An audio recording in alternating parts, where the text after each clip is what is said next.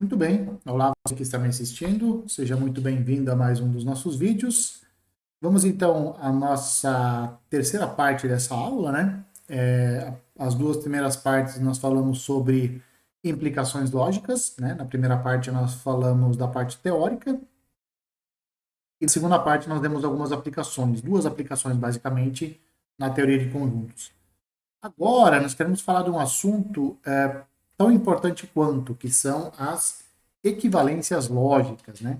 Essas equivalências lógicas, elas vão ser também muito importantes para a gente, para nós, né? Quando nós formos estudar, quando nós formos estudar demonstrações, né? Métodos de demonstrações, ou quando nós formos verificar se um certo argumento, se um determinado argumento é verdadeiro, quando nós vamos dar uma certa quantidade de premissas para vocês, e a partir dessas premissas vocês têm que tirar algum tipo de conclusão, tá? Então essas coisas nós vamos utilizar bastante, né? As equivalências lógicas e, é claro, as implicações lógicas dos dois vídeos anteriores, beleza? Então, o objetivo desse vídeo é definir equivalências lógicas, apresentar alguns exemplos. Nós também vamos apresentar algumas aplicações. E no final do vídeo, nós vamos então apresentar a negação dos quantificadores, né? Algumas aulas atrás nós estudamos quantificadores, né? Só que nós não apresentamos a negação deles, né? Então nós vamos hoje falar sobre a negação desses quantificadores, beleza? Bom, então o que são equivalências lógicas? Vamos lá, vamos começar com exemplos, né? Na computação, quando duas pessoas estão programando a mesma tarefa, para programar a mesma coisa, né? Em geral, os programas que saem são diferentes, né? São distintos. Porém, muitas vezes o tempo usado ou a memória utilizada do computador para executar esses dois programas distintos, eles são tão próximos, né? O tempo utilizado e a memória utilizada são tão próximos que eles são considerados programas equivalentes. Você não consegue nem decidir de um em relação ao outro, né? Então, assim, não tem como você decidir, né? O tempo é muito próximo, a memória utilizada é muito próxima também, então você não tem como distinguir, você praticamente não tem como distinguir. Então, esses programas, eles são ditos equivalentes, né? Se você cai, por exemplo, na casa de um amigo, né, e você tem dois caminhos distintos, esses dois caminhos têm a mesma quilometragem e o mesmo tempo de viagem, esses são ditos, então, caminhos equivalentes. Por quê? Porque tanto faz você ir por um pelo outro. Se para você o importante é a quilometragem e o tempo, e se a quilometragem e o tempo são iguais, a quilometragem é igual e o tempo gasto é igual também, então esses caminhos são equivalentes, tanto faz por qual dos dois você vai, né? Agora, se o mais importante para você é o tempo, por exemplo, e um tem um tempo maior do que o outro, você sabe decidir qual dos dois você toma. Mas se os dois caminhos têm o mesmo tempo de duração, e é o tempo que te importa, né? Então você não sabe distinguir, você pode ir por qualquer um dos dois. Essas expressões aqui, ó, expressões, tá? Essas expressões algébricas aqui, ó, x mais 1 que multiplica x menos 1, e essa daqui, x quadrado menos 1, elas são muito distintas. Embora você ache que elas são iguais, elas não são iguais, elas são muito distintas. Por quê? A primeira utiliza três operações. Aqui tem uma operação de adição, aqui uma subtração e uma multiplicação. A segunda operação, a segunda expressão, ela só tem duas operações, um quadrado aqui, uma multiplicação e uma subtração, né? Mesmo assim, não computacionalmente falando, algebricamente falando, essas duas expressões, elas são equivalentes, né? Bom, e aí você começa a se perguntar, você fala assim, por que você não pode falar em iguais? Né? Por que você não fala que os dois caminhos, por exemplo, são iguais?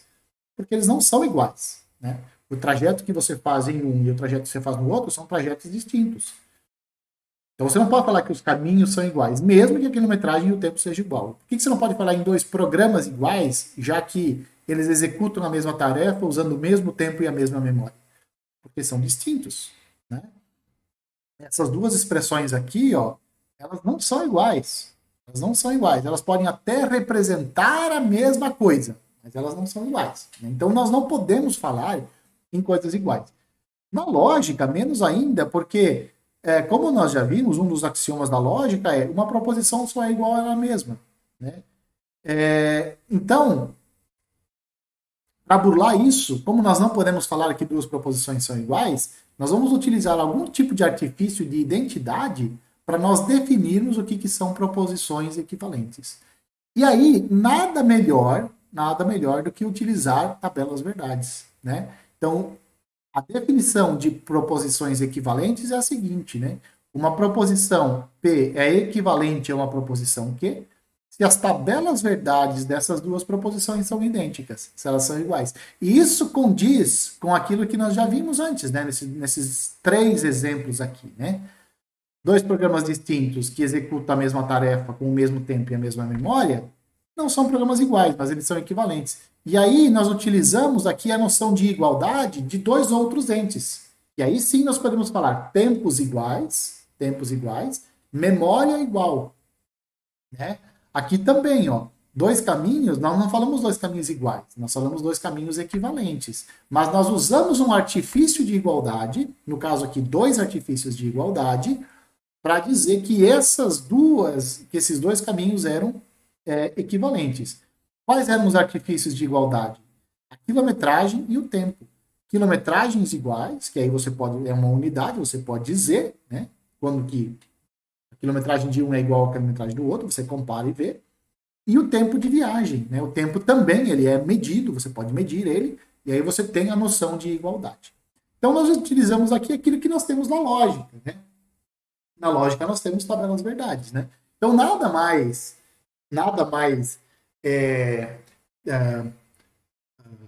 como que eu vou dizer? Nada mais, quero usar a palavra trivial, mas nada mais lógico, né? Nada mais natural, pronto. Nada mais natural do que você dizer, olha, duas proposições são equivalentes se elas têm tabelas verdades idênticas, né? Você olha para a tabela verdade de uma e olha para a tabela verdade da outra, você não consegue distinguir as duas tabelas verdades, né? Mas, se você não consegue distinguir as duas tabelas verdades, é porque as proposições naturalmente são a mesma, né? A mesma no sentido de equivalente. E aí o seguinte, né? Se você tem duas proposições que são ambas tautologias ou que são ambas contradições, então elas são equivalentes, né? Porque elas têm a mesma tabela. Se você tem duas tautologias, elas têm a mesma tabela verdade, né? Então elas são equivalentes. Se você tem duas contradições, elas também têm tabelas verdades iguais e, portanto, por definição, elas são equivalentes. Nós vamos utilizar essa notação aqui para indicar que uma proposição P é equivalente a uma proposição Q, né? De uma flecha com duas pernas, com flecha nos dois sentidos, né? Maneiras de se ler P, B implica Q, P, sei somente C, Q, P, sei só C, Q, P é condição necessária e suficiente para Q, e P é equivalente a Q, tá? Algumas vezes também nós vamos dizer que P e Q são equivalentes, né? Beleza. Dito isso, nós temos que observar, da mesma forma que nós observamos na condicional, nós vamos observar que esses dois símbolos aqui, ó, eles são completamente distintos, tá? De novo, esse símbolo aqui, ele é uma operação lógica, que ela é utilizada para criar novas proposições. Assim como as operações, você utiliza as operações na aritmética para criar números a partir de números conhecidos. E essa notação aqui, ó, esse símbolo aqui, ele estabelece uma relação entre duas proposições. Da mesma forma que esse símbolo aqui estabelece uma relação de igualdade entre números lá na aritmética, né? Mesmo que esses dois símbolos sejam completamente distintos, um é uma coisa e outra coisa completamente diferente, há uma relação entre eles, entre esses dois símbolos. E a relação é a seguinte: duas proposições são equivalentes se e somente se essa bicondicional aqui é uma tautologia, né? Então, para você ver se duas proposições são equivalentes, há duas formas de você fazer isso. Faz a tabela verdade da proposição P, faz a tabela verdade da proposição Q. Se ambas derem iguais, se derem a mesma tabela verdade, se as tabelas verdades forem idênticas, Então você tem que elas são equivalentes. Ou então você pode fazer a tabela verdade dessa bicondicional aqui. Se essa tabela verdade aqui for uma tautologia, ou se na tabela verdade dessa proposição a coluna der tudo EV, então você tem uma condicional, tá? Você tem uma equivalência. Então, essa bicondicional aqui, a gente chama de bicondicional associada à equivalência. Da mesma forma que nós tínhamos uma condicional associado a uma implicação lá no vídeo anterior, tá certo? Bom, da mesma forma que nós tínhamos lá uma série de regras de implicação, aqui nós temos algumas propriedades, algumas regras de equivalência, né? A primeira delas é a dupla negação, que ela é fabulosa, né? Se você negar duas vezes a mesma proposição, isso é equivalente a você falar a proposição, né? Então, se sua mãe te perguntar assim, você foi à festa? Você fala assim, não é verdade que não fui à festa. Se não é verdade que você não foi, é porque você foi. Pronto. Então, em vez de você dizer fui à festa, você tenta confundir ela, né? Não é verdade que eu não fui à festa, né? Você tenta dar uma confundida na pessoa, né? Dupla negação. Negar duas vezes uma proposição é equivalente a ela mesma, né? A regra de Clavius é se a negação de uma proposição condiciona ela mesma, isso é equivalente a dizer a própria proposição, tá? Absorção. Se P condiciona P e Q, isso é equivalente a você dizer que P condiciona Q. Por que é absorção? Porque esse segundo P condiciona P, né? Isso é meio evidente, né? P condiciona Q, sei lá, né? Mas se P condiciona P e Q, isso é equivalente a dizer que P condiciona Q. Dizer que chove, se chove, então chove e faz frio, você está sendo redundante. É isso que eu estou querendo dizer aqui. Se chove, então chove e faz frio. É uma redundância, né? Então, por isso você pode absorver esse chove do outro lado e dizer simplesmente se chove, então faz frio. Tá certo? É equivalente. Uma redundância, tá? Equivalência condicional, né? Essa daqui bem interessante também. Se P condiciona Q, P condiciona Q é equivalente a dizer não P ou Q. Tá? Equivalência bicondicional, P bicondiciona Q é equivalente a dizer que P condiciona Q e Q condiciona P. Tá? São coisas equivalentes. A comutatividade da bicondicional, P bicondiciona Q é equivalente a dizer que Q bicondiciona P. A contrapositiva, se P, então Q, é equivalente a dizer não Q condiciona não P. Tá? Então, por exemplo, nas propagandas de não violência no trânsito, né? Muitas vezes você ouve assim: se você for beber, se beber, não dirija. Não é verdade? Então é o seguinte: se você for beber, então não dirija. E eles dizem mais: se for dirigir, então não beba. Percebeu? Se beber, não dirija. Se P, não que. Certo? E depois eles reforçam embaixo, dizem assim: e se dirigir, então não beba. No fundo, eles estão falando a mesma coisa. Por essa proposição aqui, ó, eles estão falando a mesma coisa. Se P, então que? Se beber, não dirija, é equivalente a dizer: se dirigir, não beba. Certo? Então a mensagem é a mesma. A mensagem dizer: se beber, não dirija, é equivalente a dizer: se dirigir, não beba. Tá? Se beber, não case também, tá? Vamos lá. Redução ao absurdo. P condiciona Q é equivalente a você é equivalente a essa proposição aqui. P e não Q condiciona uma contradição. Tá? Importação e exportação. P e Q condiciona R é equivalente a dizer que P condiciona Q, que condiciona R. Certo? Bom, essas 3, 6, 9 regras aqui, anota elas. Eu sei, você não anotou ainda aquelas regras de implicações, o que dirá você ter anotado já essas aqui. Mas eu vou insistir. Anota aquelas regras de implicação, anota essas regras aqui de equivalência, porque todas elas nós vamos utilizar muito quando nós formos validar argumentos. Ah, por que eu tenho que validar um argumento? Você tem que validar um argumento, porque se você estiver fazendo computação, né? Você vai querer olhar para um programa e dizer se esse programa está certo ou não. Você vai querer olhar para um algoritmo e vai querer decidir se esse algoritmo é bom ou não, se ele está correto ou se ele não está correto. Não é verdade? E adivinha o que você vai usar para fazer essas coisas, para verificar se um algoritmo está correto? Exatamente, as regras de implicação e as regras de equivalência. Então, vamos continuar, vamos fazer a demonstração, né? Vamos demonstrar, eu acho que 2 ou 3, eu vou fazer a demonstração porque é para fazer tabela verdade. Então vamos mostrar a dupla negação. Vamos mostrar que não P é equivalente a P. Esse símbolo aqui é o símbolo de equivalente, tá? Esse símbolo aqui, ó, esse e esse, olha só, eu inverti os dois. E eu vou falar para você por quê. Porque na hora de escrever, né, a gente usa um programinha chamado LaTeX. Esse símbolo aqui, você inicia ele com a letra minúscula. Esse aqui, você inicia com a letra maiúscula. A letra L aqui é a letra L minúscula e aqui é a letra L maiúscula. A única diferença entre um comando e outro é a letra maiúscula ou a letra minúscula no início, tá? Então aqui eu confundi, tá certo? Então troca esses dois símbolos de lugar. Nós vamos mostrar que não P é equivalente a P.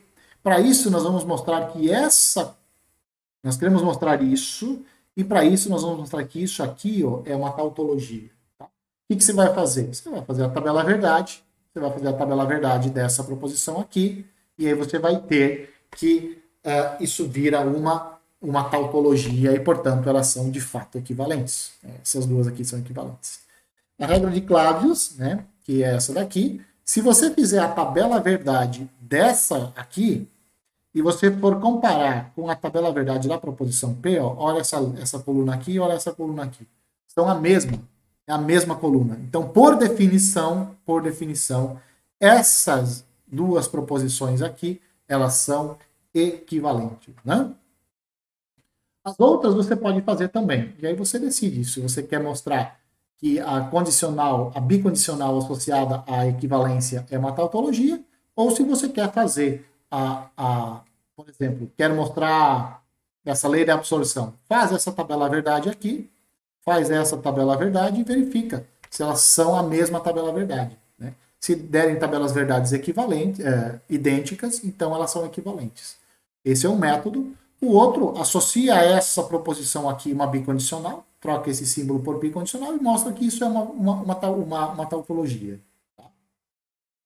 Enfim, faça isso para todas as outras. Você precisa treinar a tabela verdade mesmo, né? Então, já treine com essas aqui. Você já sabe o que tem que dar. Beleza? Vamos continuar então. Bom, essa propriedade H, essa propriedade aqui, que muitas vezes o que nós vamos querer mostrar? Nós vamos querer mostrar o seguinte: de um monte de premissas, nós vamos querer chegar numa conclusão. Isso é um tipo de argumento. Só que isso muitas vezes não é fácil de fazer, de você pegar um monte de premissas, manipular elas logicamente e chegar numa conclusão. Às vezes isso não é um caminho, isso não é o melhor caminho. Às vezes é melhor você pegar todas as premissas, negar o que você quer mostrar, e juntar isso tudo e chegar numa contradição. É isso que nós vamos fazer muito. E isso chama-se demonstração por absurdo, esse tipo de método. Isso aqui nós vamos chamar de premissa, isso aqui nós vamos chamar de tese. Tá? Hipóteses e teses. Tá? Então nós vamos pegar as premissas, as hipóteses, nós vamos negar a tese, vamos assumir a negação da tese como uma nova premissa, nós vamos manipular essas premissas juntamente com a negação da tese, que vai virar uma nova premissa, nós vamos manipular tudo isso e nós vamos chegar numa contradição. Tá? E aí nós teremos mostrado essa daqui, já que essas duas são equivalentes. Certo? Espero que tenha ficado claro. Quando nós chegarmos lá, vai ficar mais claro para você. E essa daqui é a que a gente utiliza um monte na matemática, né? Que é a contrapositiva, que fala o seguinte: P condiciona Q é equivalente a dizer a negação de Q condiciona a negação de P. Beleza? E uma aplicação rapidinho dessa contrapositiva aqui é esse resultado que vale, por exemplo, números inteiros. Né? Vamos supor aqui números inteiros. E ela fala o seguinte: se x quadrado é um número ímpar, se x quadrado é um número ímpar, então x nasceu um número ímpar. Ou seja, se o quadrado de um número é ímpar, é porque o número é ímpar. Né? Então você pega, por exemplo, 9. 9 é um quadrado. Você pode não saber quadrado de quem. Isso você pode não saber. Mas uma coisa é certa: o número cujo quadrado dá 9 é um número ímpar.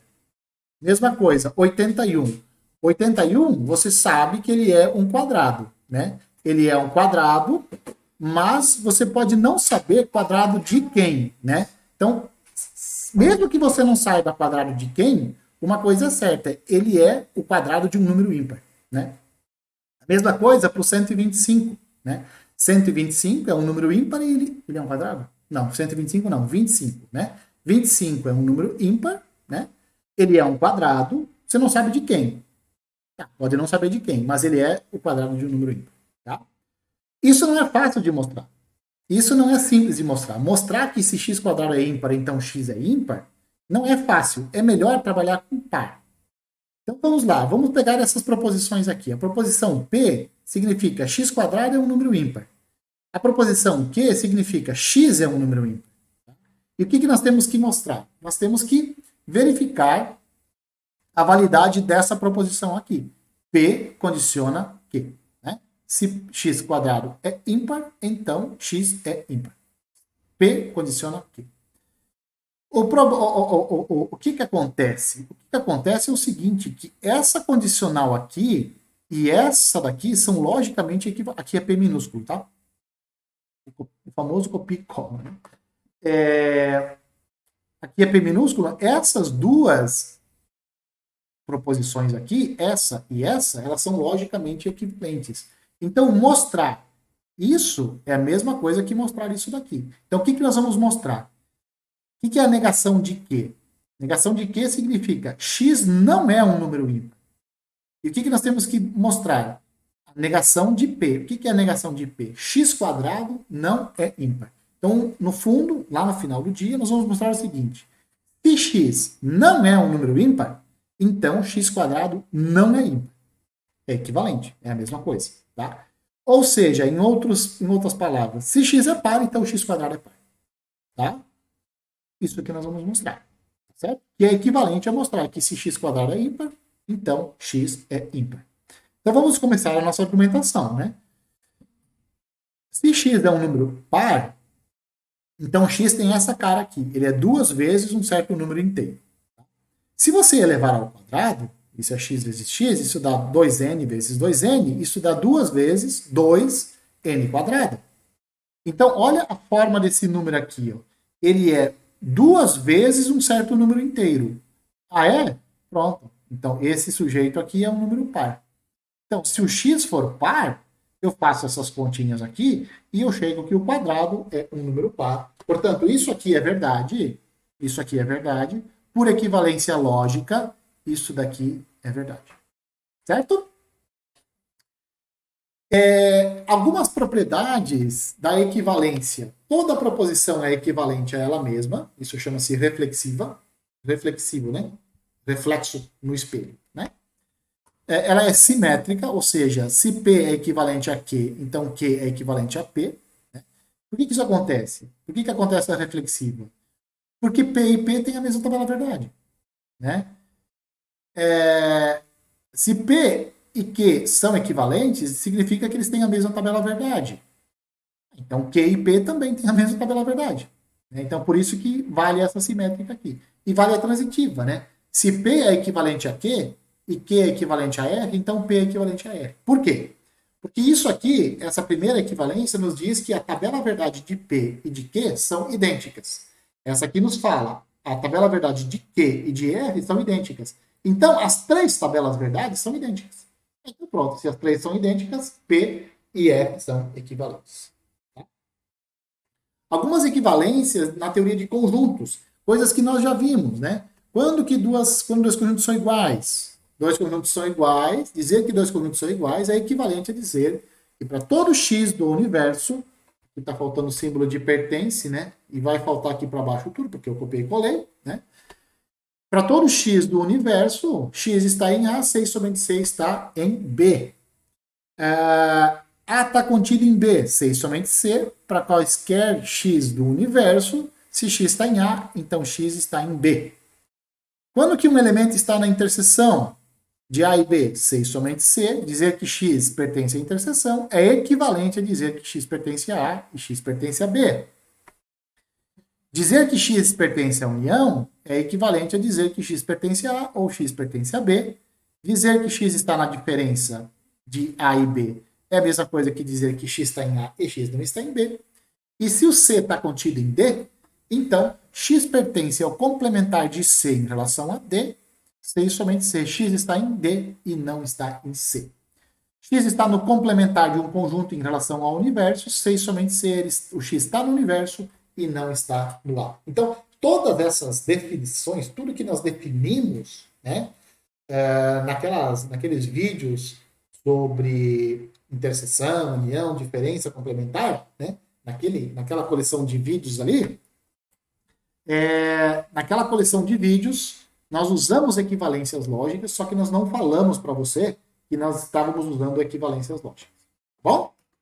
Bom, vamos continuar então, vamos encerrar o último slide.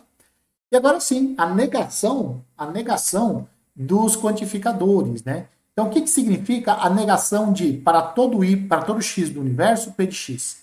A negação disso é, existe x no universo, tal que não P de x, tá? Então, se eu disser assim, todos na sala têm um guarda-chuva. Nega isso para mim. Nega. Não é verdade que todos na sala têm um guarda-chuva. Existe alguém na sala que não tem guarda-chuva.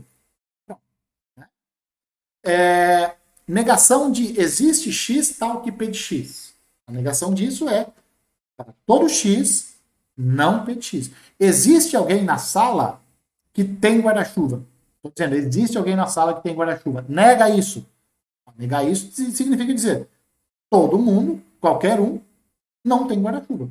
Ninguém tem, todos não têm guarda-chuva. Pronto. Existir alguém que tem guarda-chuva, negar a existência de alguém que tem guarda-chuva significa dizer todo mundo não tem guarda-chuva. Todos na sala não têm guarda-chuva. Negação dessa daqui, para todo x pertencente aos reais, x² menos 3x mais 5 é maior que zero. Bom, a negação disso é, existe x, tal que isso daqui não ocorre. Negação disso. Negar isso significa dizer que x² menos 3x mais 5 não é maior que zero. Não ser maior que zero significa dizer que é menor ou igual a zero. Tá? Negar que existe um inteiro tal que x³ menos 8 é igual a zero. Negar que existe significa dizer para todo inteiro, isso aqui não acontece. x² menos 1 igual a 8 não é verdade. Então, significa dizer que para todo inteiro, x² menos 8 é diferente de zero. Certo? Bom, com isso, então, nós chegamos ao final desse vídeo. Espero que vocês tenham gostado. Muito provavelmente não. Mas, mesmo assim, eu acho essa parte de equivalência muito interessante, porque são coisas que nós utilizaremos em massa daqui a algumas aulas. Beleza? Eu, se fosse você, ficava ligado nessa aula aqui, viu? Implicações lógicas e equivalências lógicas serão muito importantes para a gente, certo? Então, um abraço a todos e eu espero que vocês me vejam nos próximos vídeos.